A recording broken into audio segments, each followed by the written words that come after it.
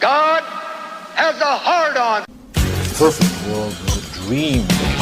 Primitive cerebral. He's a traitor! He's a sadist! You're all going to die down here. The greatest trick the devil ever pulled was convincing the world he didn't exist.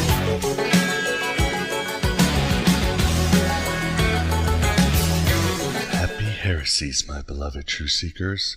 Welcome aboard this ship of fools, where we slowly fumble through the archonic heavens towards ecstasy. We don't take prisoners here at the virtual Alexandria, but liberate them. We roam with those searching for the truth and avoid those who have found it. We seek the knowledge of the heart and the knowledge of our divine selves, and in between we have a laugh or 100. We are the Gnostics, and should have our own bumper stickers by now, by Odin's one testicle. Your powers of observation continue to serve you well. I am so grateful you have emanated yourself. I am, and I am Abraxas, the God above God and your favorite solar logos. Sit back and relax in the dark of your fecund thoughts and get ready to take a step closer to drinking the liberating tonic that is Nosis, that salvific data that unbinds the Prometheus chained inside every one of us. Think of it as slowly adjusting your spiritual side view mirrors while on the highway of this vale of tears. A little to the left, a little to the right, a little nudge, a little cursing. But eventually you might get it right and behold the path that you have made, the way of your descent into the body of a dead animal, and thus can finally relax, glance forward and witness the road of wonder that is your true destiny by celestial right. You just gotta worry about Jehovah and his angelic mafia who constantly sideswipe your spiritual mirror in order to get you to take the feeder roads of ignorance and denial. And so it goes, my beloved true seekers, and so it goes. Congratulations, you are still alive. Most people are so ungrateful to be alive, but not you. Not anymore. Right now we execute the second half of our interview with Shawn Martin, author of the Cathars, the Knight Templars, and the Gnostics, the first Christian heretics. Just a while ago, Shawn and I discussed the Cathars, or pure ones, those medieval Gnostics that were the true cause and first victims of the Inquisition. Today, in this eternal now, we return to Gnosticism proper and address the topic of dualism, a charge that is still today leveled against Gnosticism. Any discussion of this document or its contents will be regarded at the very least as an act of sedition, if not a willful act of treason. But is dualism bad? Father Jordan Stratford, a past guest and a man with much Sophia, always tells people that dualism will make you insane. But is that a bad thing? Sure. Philip K. Dick sacrificed his sanity to bring the world Gnosis, but is that too much of a price to pay for a man or any woman? You're out of your mind. That's between me and my mind. I don't know, but I have entertained both dualism and insanity before like two deformed carnival lovers that take discover after they've done screwing me. Like Marcus Aurelius once wrote, the object of life is not to be on the side of the majority, but to escape finding oneself in the ranks of the insane. Well, I wrestled with reality for 35 years, Doctor, and I'm happy to state I finally won out over it. But what is exactly dualism? Dictionary.com says that philosophically, dualism is A. the view that there is just two mutually irreducible substances, B. the view that substances are either material or mental. Way to go, Internet. Minimalist education at the tip of a mouse. So allow me to read from a passage of Shawn's short but nectarious book, The Gnostics, a commendable work that I put on the level of Stuart Holroyd's Elements of Gnosticism for a perfect primer on Gnosticism. I'm waiting to be impressed. Here is this passage on dualism. The Gnostic worldview is decidedly dualistic in character. The Church Fathers, ever the effective propagandists, portrayed the Gnostics as world haters. Needless to say, this was typical church-sponsored character assassination, and the truth of the matter is much more subtle. Dualism existed before Christianity and may even be older than recorded history itself.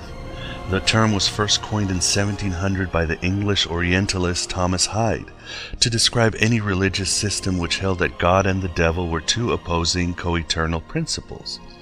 The meaning of the term evolved to include any system that revolved around a central binary pairing, such as the mind-body, split in the philosophy of Descartes, or the immortal soul-mortal body from that of Plato.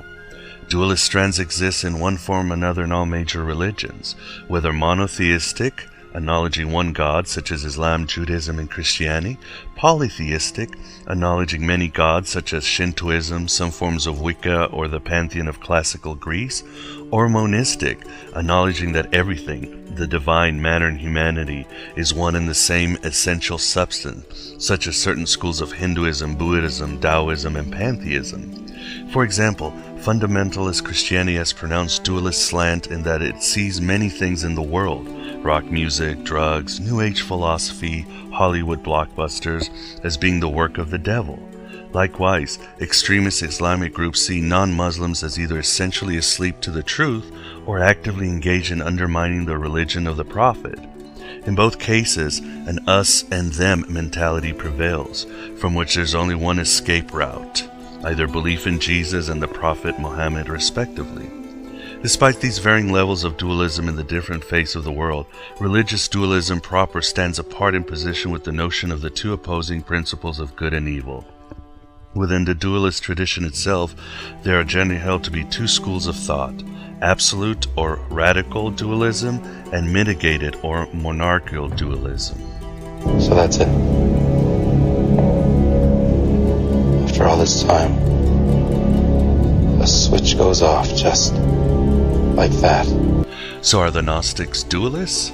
At the end of the day, only Gnosis matters. Everything else is just conjecture. But between all these ideas we discuss here is where we will find the cosmic sunrays of the pleroma massaging our weary, burning third eye. I think there is no doubt that Gnosticism is dualistic, but more in the sense of how Stephen Haller calls it qualified dualism. In other words, Gnostics aren't world haters, but understand that matter can and certainly does often get in the way of enlightenment. We accept the reality of the world with which we're presented. It's as simple as that. There is darkness and light mingled in everything, especially the battlegrounds of your soul. The prophet Mani said that God is in every blade of grass, but fought hard to release that light away from the ephemeral vomit that makes up the cosmos. The Gnostic Jesus says in the Gospel of Thomas that whoever finds the world has found a corpse. The Buddha said, "Be grateful for everything you have, but know that it is temporal." A Sufi saying that life is a bridge to cross and not build upon. And Abraxas says that sticks and stones will break your bones, but the words of the demiurge will always break your heart in the end. How do you like having your life fucked with? But let me further expand on Haller's qualified dualism concept from his excellent essay, The Mystery of Iniquity, which you can find at gnosis.org. Here, Heller writes, "As we noted earlier, one way of explaining the existence of evil was radical dualism, of which the Zoroastrian faith is a possible example. The Gnostic position, by contrast, is not of a radically dual nature, rather it might be called qualified dualism. In a simplified form, one might define this position as declaring that good and evil are mixed in the manifest world. Thus the world is not wholly evil, but it is not wholly good either. If the evil in the world should not blind us to the presence of good, neither should the good blind us to the reality of evil. Here we might resort to the approach that was most favored by the Gnostics themselves, the mythological one. The power of this method has been rediscovered by such contemporary figures as C.G. Jung and Joseph Campbell. The Gnostics had their own myth about the origins of good and evil. They began by speaking of a boundless, blissful fullness, the pleroma, that dwells beyond all manifest existence. The pleroma is the abode of and constitutes the essential nature of the true ultimate God, or the aletheos theos in Greek. Before time and memory, this ineffable fullness extended itself into the lower regions of being. In the course of this emanation, it came to manifest itself in a number of intermediate deities, who were rather like great angels endowed with enormous talents of creativity and organization. Some of these beings, or demiurgu, became alienated from their supernal source, thus becoming replete with evil tendencies. Thus the world-creating will was tainted with self-will, arrogance, and the hunger for power. Through the works performed by these alienated agencies, evil came to penetrate creation. Ever since then, as the Gnostic teacher Basilides reportedly said, Evil adheres to created existence as rust adheres to iron. As one of these created beings, the human entity partakes of the nature of his flawed creators. The human body, being a material creation, is subject to disease, death, and various other evils. Even the soul, psyche, is not free from imperfection. Only the spirit, pneuma, deeply hidden within the human essence, remains free from the admixture of evil and tends towards the true God. Such mythic statements can convey insights in a fashion that is not possible through other methods of communication. At the same time, it must be admitted that these myths were formulated long ago and far away, and so may profit from certain amplification and clarifications within a contemporary context. The Matrix is everywhere. It is all around us. Even now, in this very room. You can see it when you look out your window or when you turn on your television. You can feel it when you go to work, when you go to church, when you pay your taxes. It is the world that has been pulled over your eyes to blind you from the truth. So, were the Gnostics dualists, and is dualism even that bad of a heresy? Like the Hindus say, neti neti, not this, not that. Somewhere in the realm of the things that never were, you will find that answer that cannot be communicated by the human mind, only the human imagination. So adjust those spiritual side mirrors, my beloved truth seekers. The Dark Odyssey continues. On to the interview with Shawn Martin. You know, when I was growing up, I hated everything about the faith, the rules, the rituals, endless discussions at the dinner table. I used to sneak into my mom's prayer room, you know, holiest of the holies. I would dance around naked with porn magazines just to defy the gods and tell them to frack off.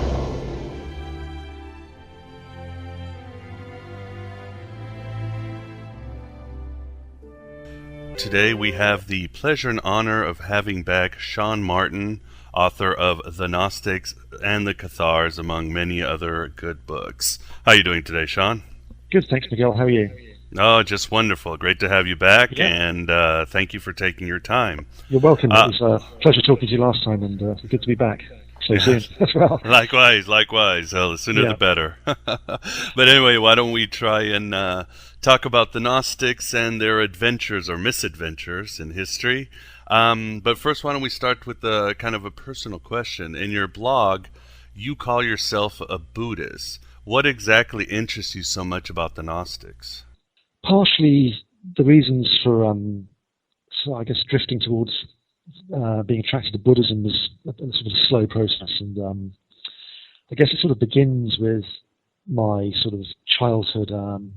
As a child, being brought up as an Anglican, I was sort of packed off to Sunday school, somewhat reluctantly. And there were sort of church connections with my family on my mother's side. My mother and her mother were both very involved in the local church. In fact, my granny was a church organist. So the sort of Anglican mindset, if you like, did loom quite large in my upbringing. And so I'd be going to church, again, fairly reluctantly, sometimes as a teenager. And I just started to question first of all, I think it was the Nicene Creed. One day I thought, did Jesus write this? I sort of quickly concluded that he didn't. So then I thought, well, who did write it, and why are we saying it?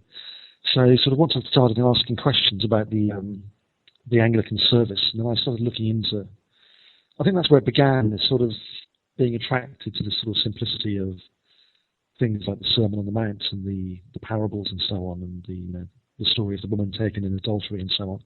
These are really powerful, timeless stories that sort of felt an affinity with, but it was all the other stuff, the baggage, the church service and the prayer books and the kind of the paraphernalia that goes with any organized religion. It's not just Anglicanism, really. That was I think that sort of started me on my quest, if I can call it that. It was just a feeling of dissatisfaction that there was what the supposed founder of Christianity was all about, was his message of being distorted. And then the more I read about the development of Christianity, the more I realized that it's been distorted since almost the beginning. So we've had 2,000 years of the religious equivalent of spin doctors, distorting what he originally said or the original message, because obviously there are some people who don't believe that Jesus ever existed. And well, real quick, do you think he existed?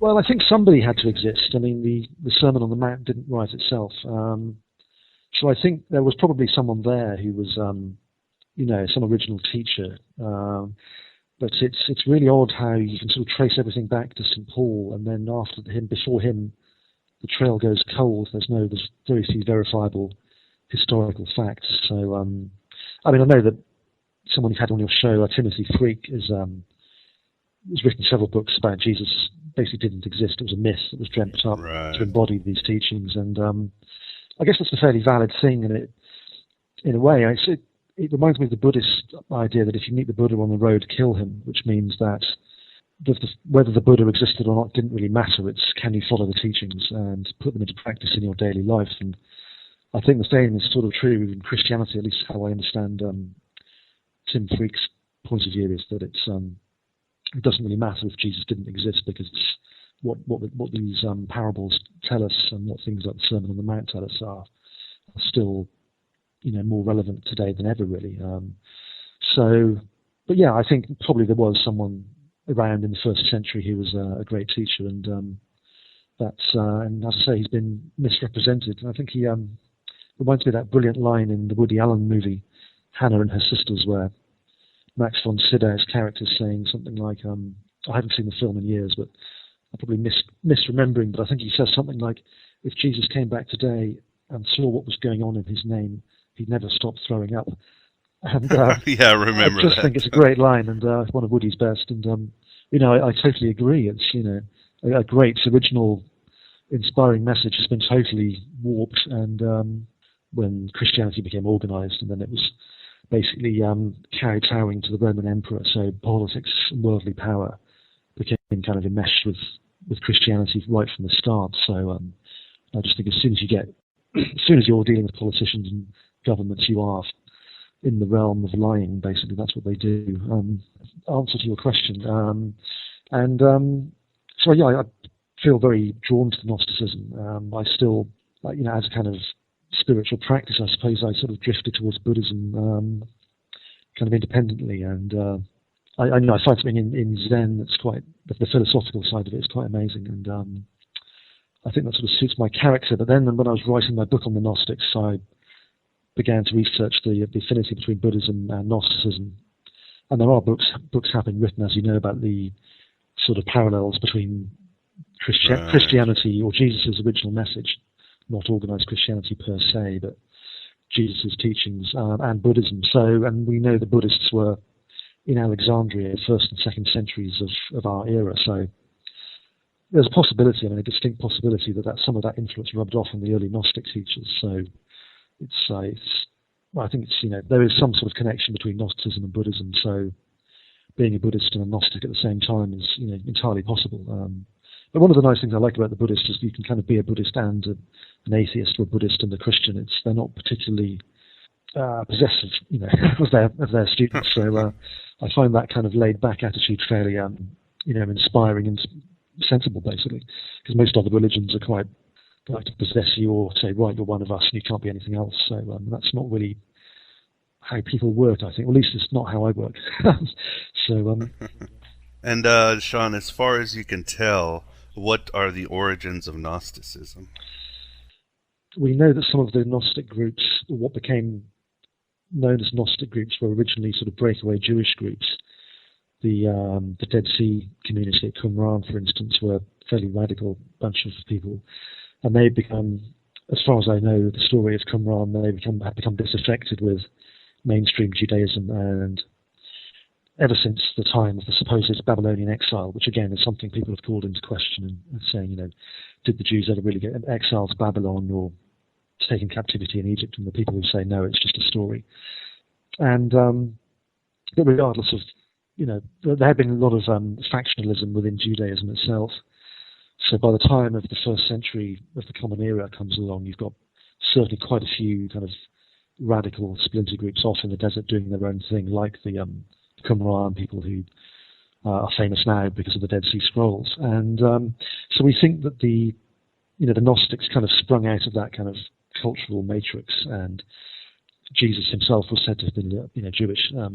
So he was obviously a Jewish heretic, basically. He was a breakaway guy doing his own thing and his own message, and we all know the story about, falling foul of the Pharisees and the rabbis and so on, and driving the moneylenders out of the temple and so on. So he was clearly a figure depicted in the New Testament as something of a rebel. So yes, Gnosticism essentially starts off in its earliest incarnations as kind of basically Jewish radicals, forming their own groups and communities.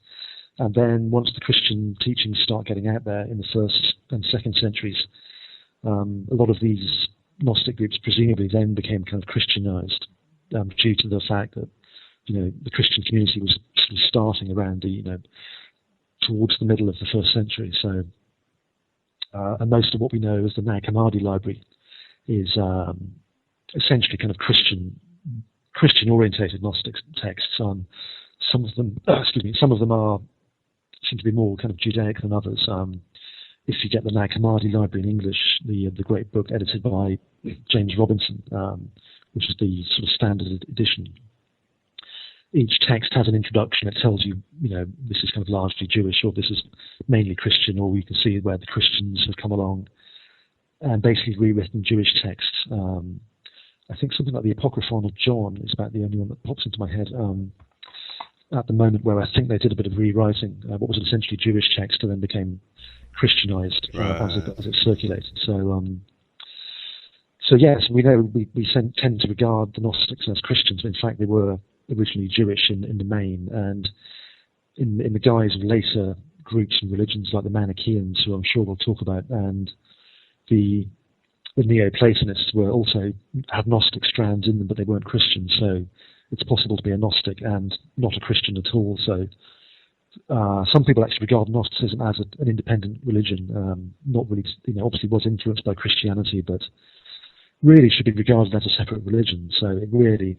Shawn, in both of your books, the Cathars and the Gnostics, you spend some time addressing dualism. Yeah. What exactly is dualism? And the second follow-up, would you consider the Gnostics dualists? Dualism is kind of a philosophy that underpins a lot of Gnosticism, both sort of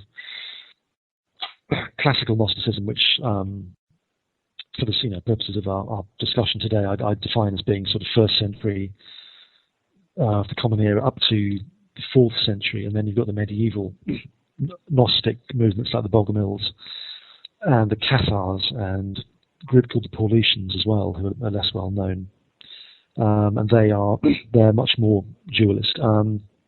It goes back to, as far as we know, things like Zoroastrianism has this dualist idea of good and evil. And I think in original Zoroastrian thinking, God was good, and then he creates two principles beneath him, a good and evil principle, and then eventually, in later versions of Zoroastrianism, the evil principle kind of grows in stature, so it's as powerful as God.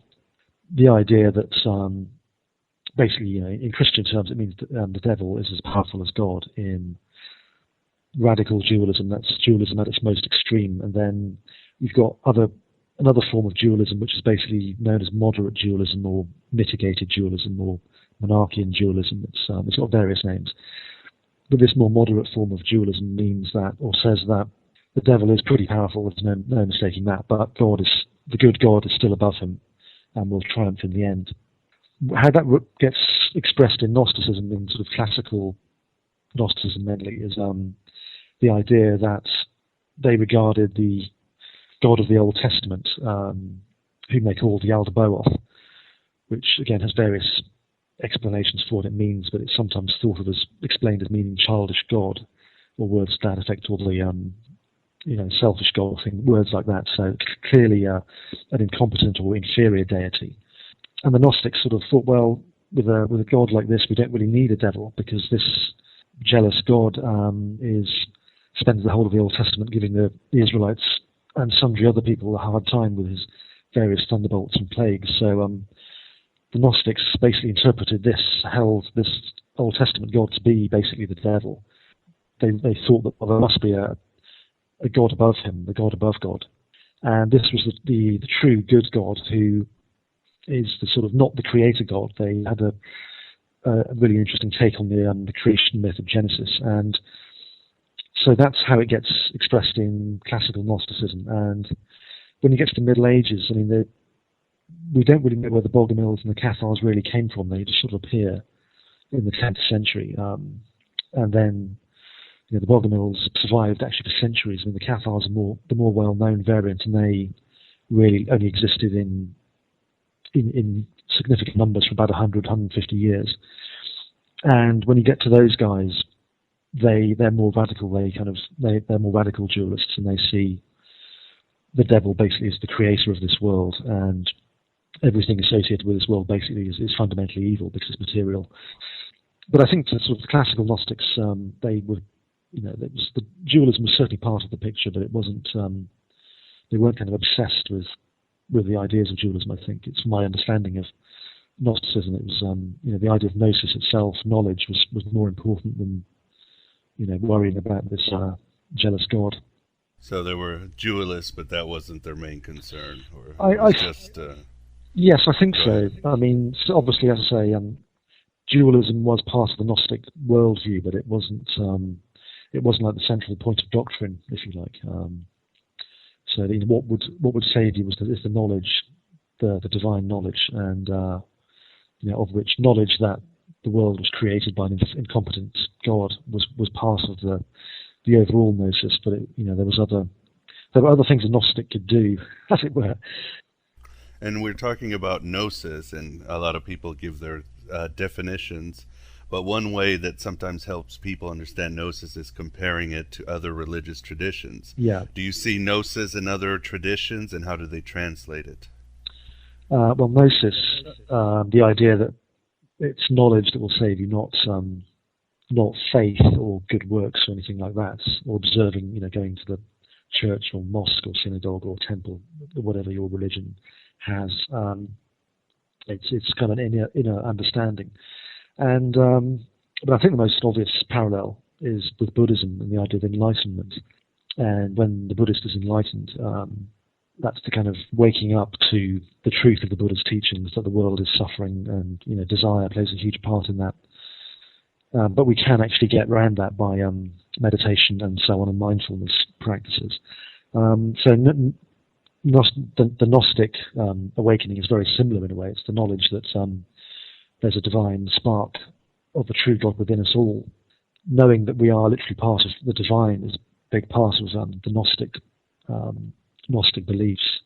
And so therefore what anybody tells you, priest or holy man or whoever else, whatever they tell you pales into insignificance with the knowledge of what we know ourselves, and maybe we've forgotten and need to relearn. So I think you get that in fact, in that sense, the idea of a personal relationship with divinity or the mystery or whatever you like to call it, does crop up in pretty much every world religion in the guise of mysticism. And the mystic worldview and the Gnostic worldview are actually quite similar, although I think the main difference, speaking very broadly, is that mystics generally would hold that the creator God is the true God, and the Gnostics, as we've been discussing, drew a distinction between the creator God and the true God, the true good God. One thing that I got really interested in, one book that made me really interested in this whole idea of mysticism being, kind of uniting all the major faiths, is the writings of Aldous Huxley. He wrote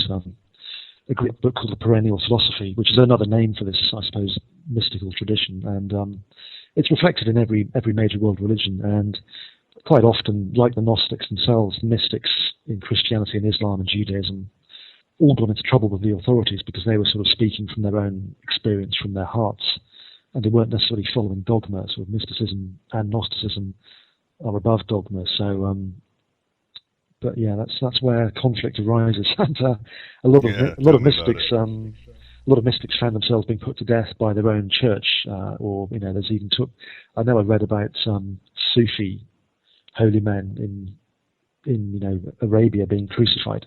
This was about the 10th to the 11th century, the time of great Arab doctors like Avicenna and so on, when culturally they're at the apogee in the Islamic world, and far ahead of the West, and yet they're crucifying their own people for speaking their mind and speaking basically Gnostic Gnostic message. So I think it's just fundamentally one of those things that puts authorities of any ilk into kind of, makes them very worried when people start speaking about their own experience and sort of saying, oh, don't listen to those guys. So yeah, the Gnostic idea of it's what matters is what you experience is more important than what you're told. I think that's one way of defining Gnosticism. So, and that idea of personal experience of God, etc., is definitely there in everything, every major faith. But you've got to kind of look for it because it's often buried under dogma or relegated to, oh, he was just a kind of nut hermit or whatever, lived in the Middle Ages. And, but yeah, it's remarkably similar. If you look at, say, medieval Christian mystics, of which there were many wonderful writers, if you compare them with the Sufis, it's really, really similar. So, it's where things go wrong is when things get cast into dogma that we, that's where the kind of the division and the kind of hate and stuff like that comes in. I think it's need to get above it, and I think that's what Gnosticism is good at. It's sort of, it does have its dogma, but it kind of says, well, these dogma is essentially fiction. It's just kind of words, and the knowledge, the waking up, is what's important. And to you, Shawn, what school of Gnosticism do you personally relate to the most? Which one of them touches you the most? I must admit, one guy I think I've got an affinity for is Valentinus, because he's a really interesting character. He lived between about the year 100 and died roughly in about 170, give or take a decade. And he was a teacher in Rome, and he actually almost became pope at one point we think in about the year 135, 140. And according to the story, he nearly became pope and lost out by a narrow margin. And I presume they elected popes in a kind of slightly different way to the way they do now, but clearly there was sort of a college of bishops involved, so it was put to the vote and he lost. I think he kind of came second or something. And so that's really interesting for a number of reasons. Obviously, history would have been vastly different had there been a Gnostic pope. Oh, I know. Well, possibly. You can just imagine him being in power for a few years, then being assassinated or something. But, as is the way of anybody who comes along, who's a decent human being, they tend to get, eradicated or ousted from power, sadly. But anyway, it's also interesting because it shows you just how much flux Christianity was in at the time, and it was evolving, and there were various communities and traditions within Christianity, and you sort of forget, we're sort of taught to believe that all of these guys, except what became the official church, were basically kind of mad, clearly kind of misinterpreting Jesus' words. But I think it was a case really of everybody interpreting the original gospel stories, including what became the church. Everybody had their own take on it, and it was the church, what became the church, official Christian church, won out because of their tactics and their politics, basically their alliance with Roman emperors and so on. So they were clearly, very good at that, the politicking side of things. And one thing I like about Valentinus is he had a particular take on the idea of Nosis, of waking up, and he's, according to his teaching, that the more people wake up, the more it helps everybody else, which I think is a really nice, kind of generous idea that the more Gnostics we have, the better it is for everybody.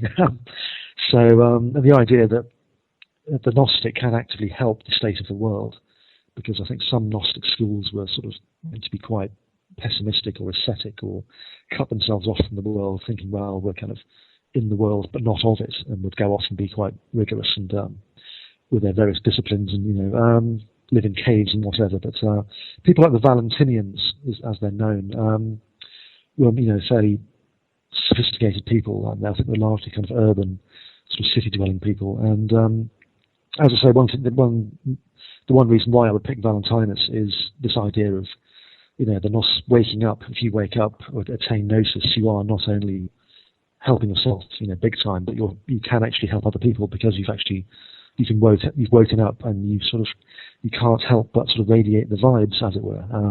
So I think that's a really neat idea. And in your book, you also talk, which we haven't touched upon before, you talk about Libertine Gnostics. Who exactly are these Libertine Gnostics? Yeah, they're an interesting. It's not really one group; it's kind of several. Who was it? I think the Cainites, who was said to revere the figure of Cain, who we get taught, traditionally that he's the first murderer, goes off and kills Abel, his brother, and then also goes and founds the first city, So I think there's a really interesting link between cities and murderers. But anyway, the Gnostics tended to kind of delight in upending or reversing traditional ideas of what was good and bad. I think sometimes they did this probably to annoy people. Almost a kind of a trickster element in some of this thinking, which is really, I think has aged really well, because they were sort of it reminds me of that line in Life of Brian where Brian's mother says, he's not the Messiah, he's a very naughty boy. And the Gnostics in some ways were very naughty boys, but they they were sort of speaking the truth. So I think that's why they still matter to us today. And so the Libertines were, as I say, groups like the Cainites. Several others got labelled as Libertine Gnostics, and basically the idea was that some of them held in theory that you had to go through the world and experience everything in it, sort of do everything at least once, and that was kind of the road to salvation. It's a bit like kind of some of the ideas in Tantra, where you sort of, one of the ways to salvation is to kind of be really, really kind of in the world and attached to material things and using matter, as it were.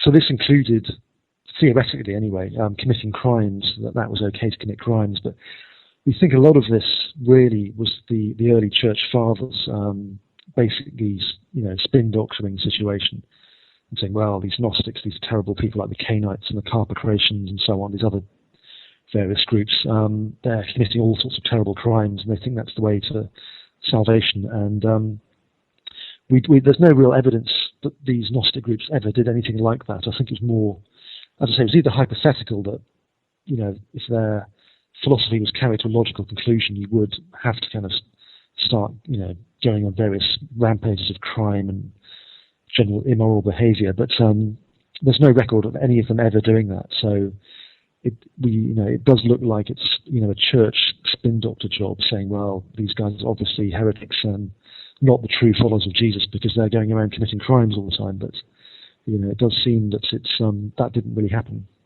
Moving along, we've had a show before on Manichaeism. Yeah. But in your opinion, how much of dualists are the Manichaeans? There's been a lot of debate on it. Yeah. I'd like to know your take on it. They were certainly influenced by dualism, I think. Persia, the modern-day Iran, Iraq sort of area, that was the cradle of Manichaeism, and the prophet Mani, and he was certainly influenced by Zoroastrianism. And Zoroastrianism is dualist, has the dualist strand in it. So there's definitely a case that Manichaeism is basically a dualist faith. It sort of differs from the Gnostic groups in the way that it's basically, although it takes influences from Christianity and not Christian Gnosticism. It also draws on other things like Judaism and Buddhism. I think what was Gnostic cosmology is sort of famously quite complicated, because they were all coming up with their own sort of take on what how the world was created. And Mani was certainly a great sort of mythologizer. The Manichaean cosmology is really complicated, and I just couldn't begin to go into it here, because it would just we'd be talking for hours. Besides the Cathars and the Bogomils, our favorite medieval heretics and absolutely. dualists, which we already spoke about in our last show with you, are there any other instances of Gnosticism sprouting in the Middle Ages? Yes, is the short answer. I'm just trying to... early medieval Gnosticism is really very obscure period. We don't really know much about the origins of the Bogomils and the Cathars, as we discussed, I think, on the last time I appeared on the show. The Cathars just suddenly appear, as a fully formed church within the church in the 1140s. So it's a real mystery. I guess these guys were just really good missionaries. The whole Gnosticism and heresy was spread by very successful covert operation, which I'm sure the CIA could learn from, but we don't want to encourage them. Anyway, it's a great undercover job, and they infiltrate the Western Church in the High Middle Ages. We know that prior to the Bogomils appearing, and they kind of suddenly appeared we think about the year 930 or 940. Prior to that, there was a group called the Paulicians, who apparently weren't dualists to start with, but somehow underwent a sort of metamorphosis sometime in maybe the 8th or 9th centuries and became radical dualists. And they were quite really unusual for Gnostics. They were actually They were quite famous for their military prowess. They weren't guys you'd want to pick a fight with. And that we know that the Paulicians may have had a direct influence on either spreading or actually creating Bogomilism, because they were transplanted from somewhere in what's modern-day Asiatic Turkey. They were sort of transplanted across the Bosphorus by one of the rulers, I forget who it was now, but told them all forcibly to go and live in Macedonia, what's now modern Macedonia, in that area. And this was politically kind of combustible area for a long time. So introducing heretics into an area that was kind of unstable was asking for trouble, and that's precisely what they got, which I always think it's one of those great moments in history where, you know, the great and the good really should have known better, but Paulicians may well have then, you know, led to the formation of the Bogomils 100, 200 years later. I mean, the Paulicians, we think, kind of died out roughly in the late Middle Ages. Then you've got the Bogomils and the Cathars. As we said last time, the Bogomils seem to have survived much longer than the Cathars. And I love this story. I can't resist repeating it, that the last known Bogomil was sighted in 1867, which, you know, makes you think, you know, do they still exist? And I kind of hope they do somewhere. Committing heresies in secret still. Right. But the idea of Gnosis does appear, say, in the troubadours, in the songs of the troubadours. And they were kind of at the heyday, I guess, in the 13th century. And we know that they were certainly active, I mean, really active in the courts of all of the noblemen of modern day, you know, the modern day south of France, which then was sort of a network of independent kingdoms and principalities. So the troubadours were going through these various courts and visiting all the castles and singing at feasts and so on. And some of them definitely were Cathars. And as we discussed last time, the Cathars and the Bogomils are sort of a medieval variant on traditional Gnosticism, where it's a bit more sacramental. The Gnosis isn't quite as, you know, the sacraments are as important as the Gnosis, if not slightly more so in the case of the Cathars, where you've got to go through this ceremony they call the consolamentum, which means the consoling. But yeah, there are Gnostic elements definitely in some of the songs of the troubadours, which talk about in the guise of courtly love and the love, you know, of the lady for her knight. It's, you know, sort of idealised as courtly love, but a lot of people think, I think correctly as well, that these are all allegories. I mean, we know that Christian mystics talk about the lover and the beloved, and this certainly appears in Rumi and other Sufis, where you've got basically the beloved is God, or the divine, and the lover is the human worshipper, or the person in love with God, or trying to live a spiritual life. And so, yeah, Gnosticism appears in the troubadours. You know, centuries of speculation about the Knights Templar, which again, I think we touched on the Templars last time.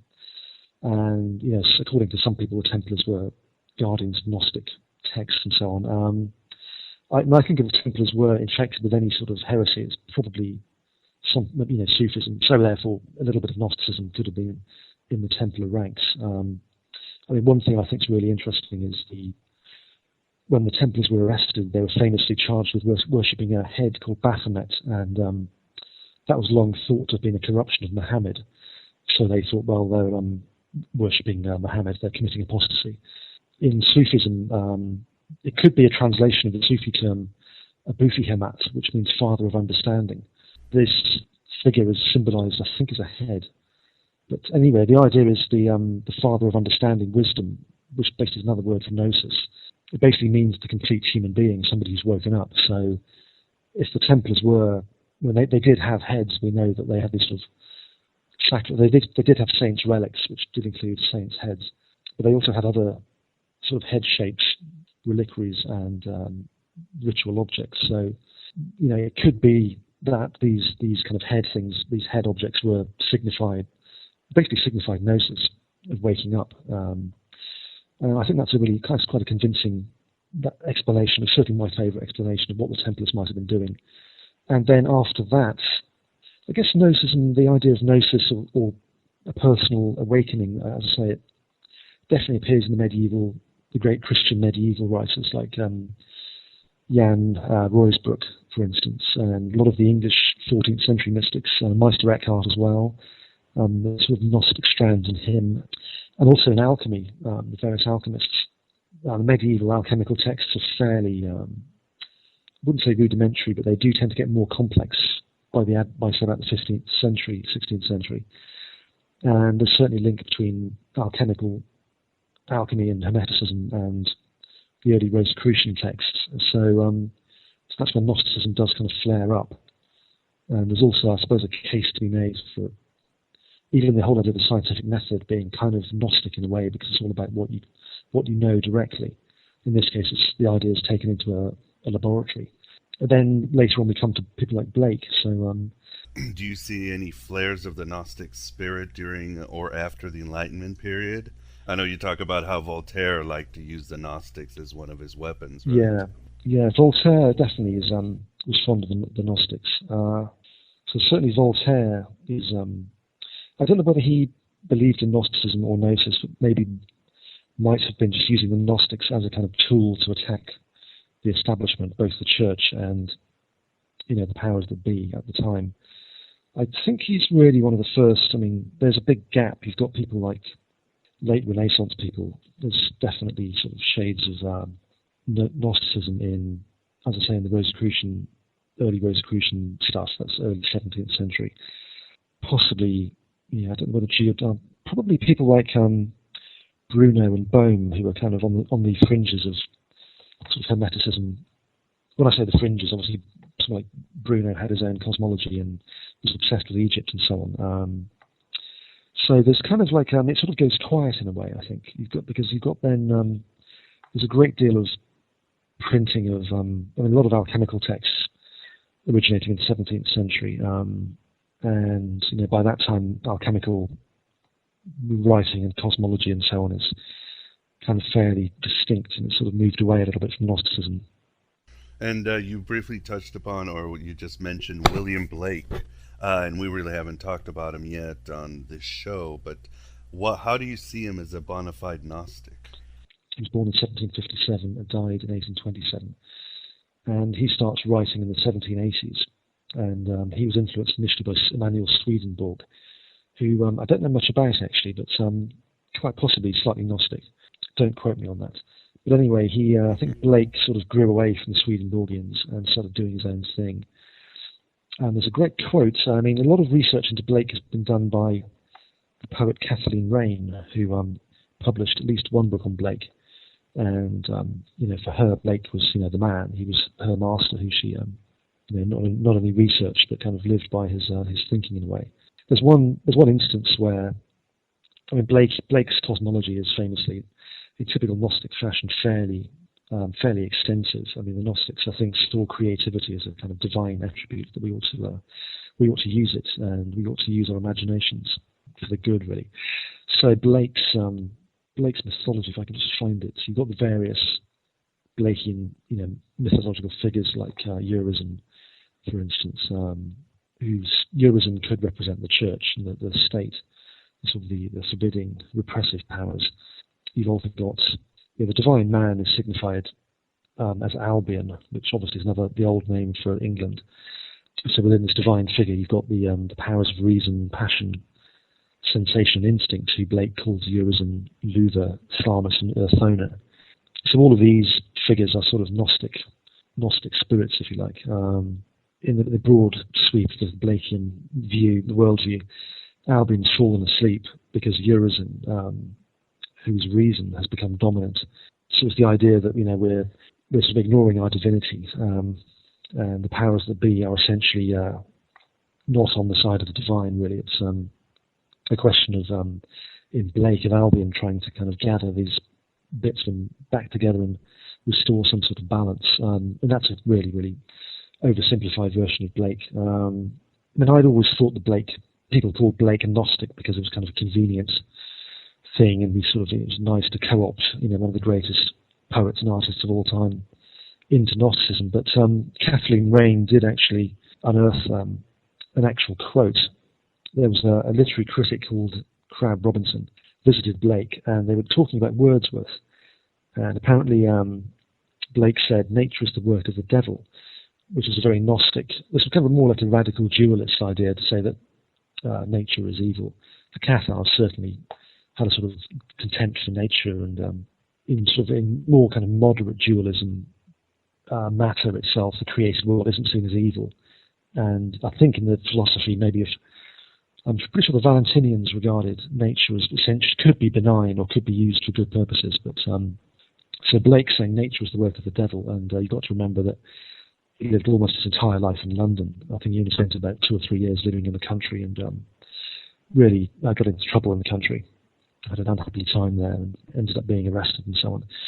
Anyway, I'm just quoting from Kathleen Raine, saying, when Robinson pointed out the creation of the earth by God in Genesis, Blake, this always makes me laugh, repeated the doctrine of the Gnostics with sufficient consistency that his interviewer was silenced. So, get the impression that Crabbe, Robinson and Blake are talking about Wordsworth, and all of a sudden Blake kind of erupts into sort of a full aside of Gnostic doctrine, and Crabbe Robinson's kind of going, geez, I didn't know this guy was like this. So I think that's pretty convincing. That's when I realised that maybe Blake really was a Gnostic. He wasn't just being co-opted into the Gnostic pantheon of forerunners just for the sake of it. And do you know if he personally knew of the Gnostics? Did he study them, or what he could in those days? What information there was. Well, yes, he did, but we don't really know how or where he was getting his Gnostic information from. I mean, certainly around while he was a relatively young man, Gnostic texts were starting to be unearthed in Egypt. The what's called the Bruce Codex was unearthed, I think, in about 1784 or thereabouts, and it's called the Bruce Codex because the guy who dug it up was called Bruce.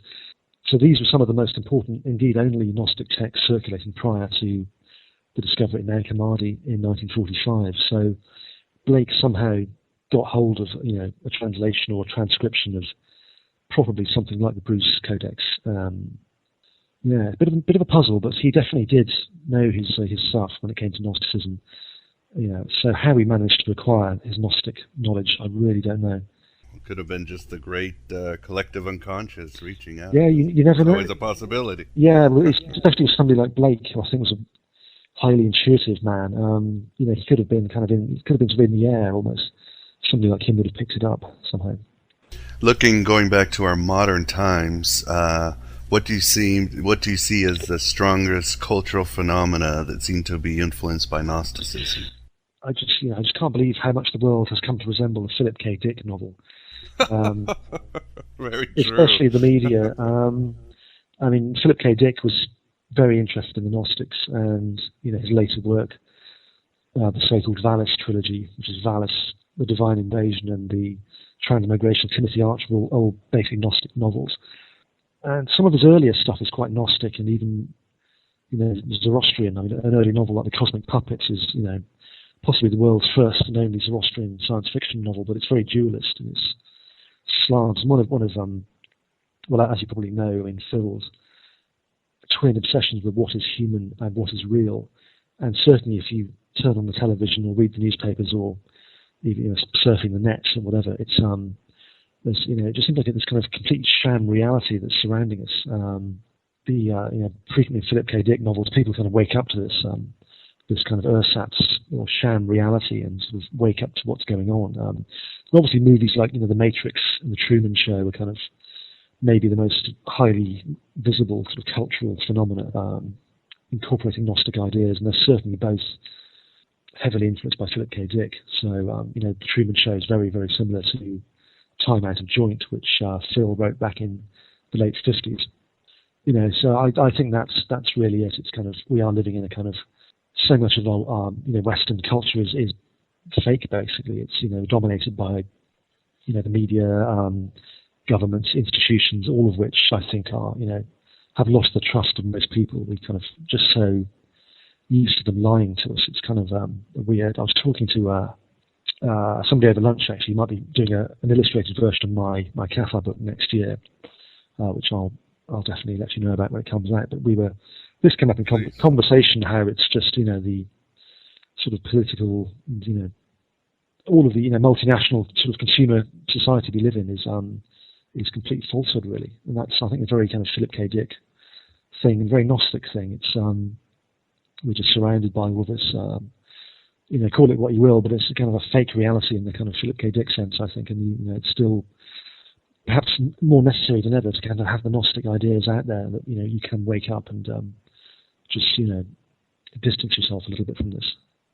Any other influences you can think about? I guess the big giant would be Carl Jung early in the 20th century. Yeah, that's right. Jung was obsessed with the Gnostics, and he sort of read everything as a psychoanalyst.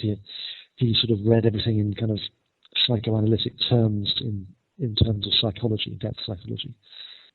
So I think Jung probably, for those people who read or involved with the sort of psychiatry and therapy and so on, Gnostic ideas are probably part of the firmament now due to Jung's influence. I think the whole growth of people's interest in things like obviously dare I mention it, the Da Vinci Code. I think there is kind of an appetite out there for alternative ways of looking at religion and spirituality, and I think it's really important that people know that this could have been the original form of Christianity, or one of them. It certainly was one of them, but reading between the lines in certain bits of the New Testament, it sounds suspiciously like there was two levels of teaching going on. That Jesus said one thing to the giving sermons, and but to the inner core of 12 disciples, he was saying something else.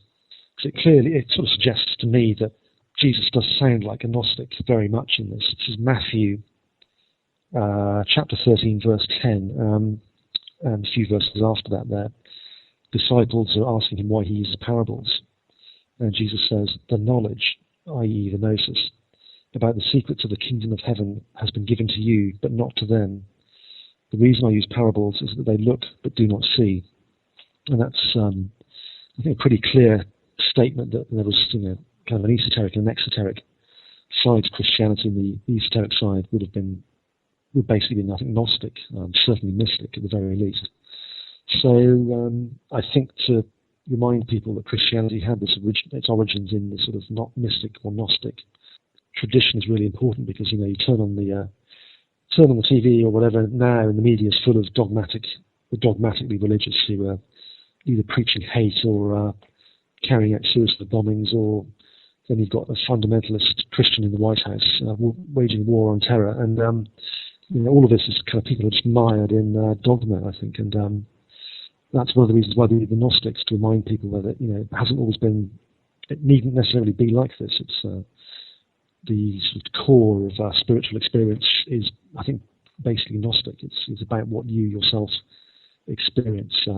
As I said earlier, Gnosticism could be defined by, it's all about what you experience and what you feel, rather than what you're told by, usually by somebody in a position of authority, or who's at least trying to keep authority over you. So it is about sort of waking up in a broad sense as well. So you could interpret Gnosticism, the idea of waking up could be, it could be useful, just to kind of as a metaphor for not listening to the lies of governments and churches and so on. So,